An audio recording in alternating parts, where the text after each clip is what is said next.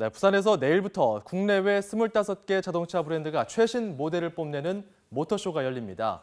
세계 자동차 시장의 대세인 하이브리드카, 또 전기차, 수소차 같은 친환경차들이 총출동했습니다. 미세먼지 억제 대책으로 경유값 인상을 추진했던 정부 관계자들도 한번 가서 보면 배울 점이 많을 것 같은데요. 자, 이 소식 경제부 신호 기자와 함께 자세하게 살펴보겠습니다. 자, 부산 국제 모터쇼. 이번 모터쇼 같은 경우는 친환경차의 각축장이 됐다면서요? 네, 올해 부산 모터쇼의 키워드는 바로 환경입니다. 전 세계 25개 자동차 회사가 최신형 모델을 선보입니다.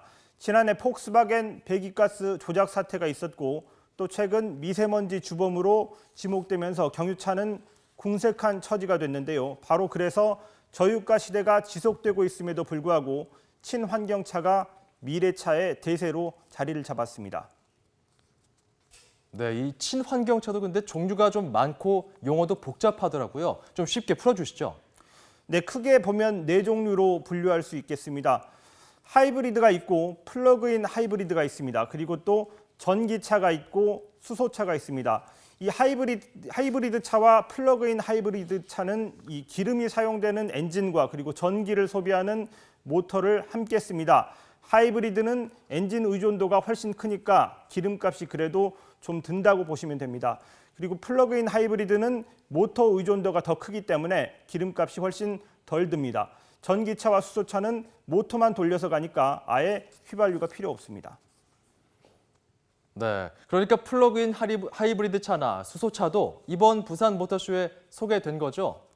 네, 사실 최초 공개는 아니지만 국내에서 처음 실물이 공개된 차들이 많습니다. 바로 이 파란 차는 한국 GM에서 공개한 볼트인데요. 플러그인 하이브리드 카입니다. 배터리를 한번 꽉 채워서 충전하면 89km를 달릴 수 있습니다. 출퇴근용이나 장 보러 다닐 때 주로 차를 쓰는 분들이라면 휘발유 넣을 일은 거의 없다고 보면 됩니다. 이 정도면 실제 사용하는 데는 전기차나 마찬가지라고 봐도 될 것 같습니다.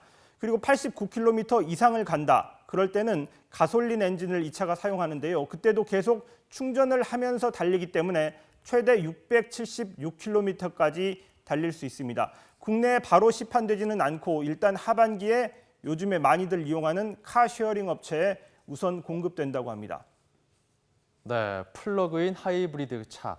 자, 그런 편리함이 있었군요. 전기차는 근데 많이 봤지만 수소차는 어떻습니까? 네, 수소차는 수소와 산소의 화학 반응으로 전기를 생산하기 때문에 가스 배출이 없고 물만 나옵니다. 이번 모터쇼에 가면 현대차와 토요타의 수소차도 볼 수 있습니다. 이 차는 현대차가 선보인 컨셉트카입니다. 경주용 자동차처럼 날렵한 모양인데 N2025 비전 그란 투리스모라는 긴 이름을 가지고 있습니다. 현대차는 2013년 수소차를 출시했지만 아직 널리 판매되지는 않고 있습니다. 2018년 평창 올림픽에 맞춰서 한 번 충전하면 800km까지 갈 수 있는 수소차를 내놓는 것을 목표로 하고 있는데요. 수소 충전소 설치 비용이 많이 든다는 점이 문제입니다. 공기 중의 미세먼지를 필터링하여 에너지와 환경을 다 잡을 수 있는 진정한 친환경 차인 수소 전기차를 2018년에 시중에 내놓을 계획입니다. 네, 일본의 토요타도 수소차를 소개했습니다.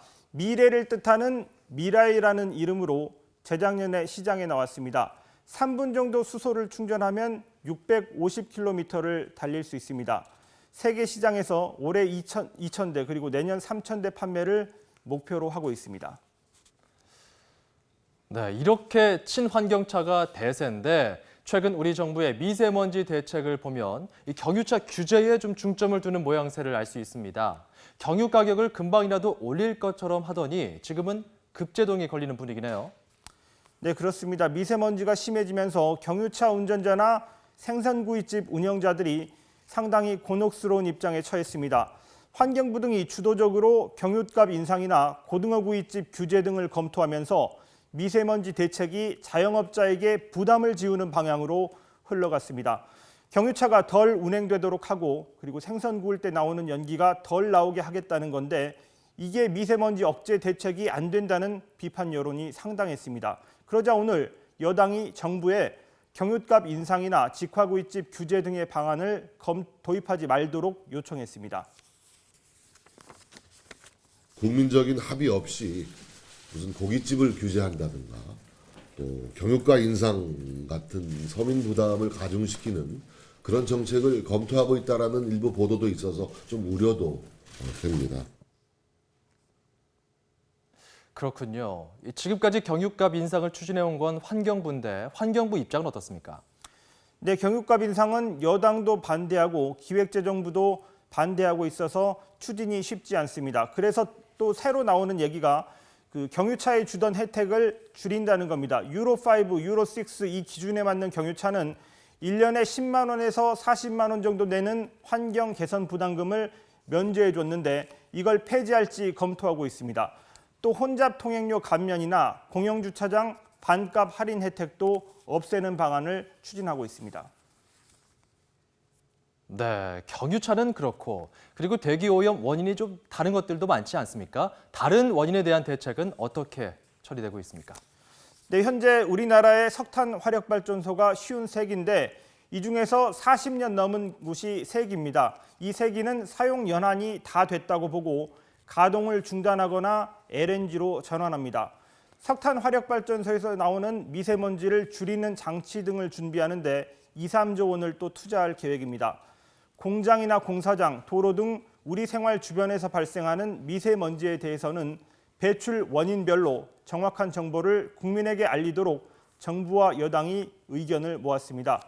무엇보다 최근 미세먼지를 심하게 내뿜는 배출원을 찾는 것이 중요한데 미세먼지 오염원을 줄이기 위해 중국과도 조사와 협력을 넓히기로 했습니다. 지금까지 경제주민이었습니다.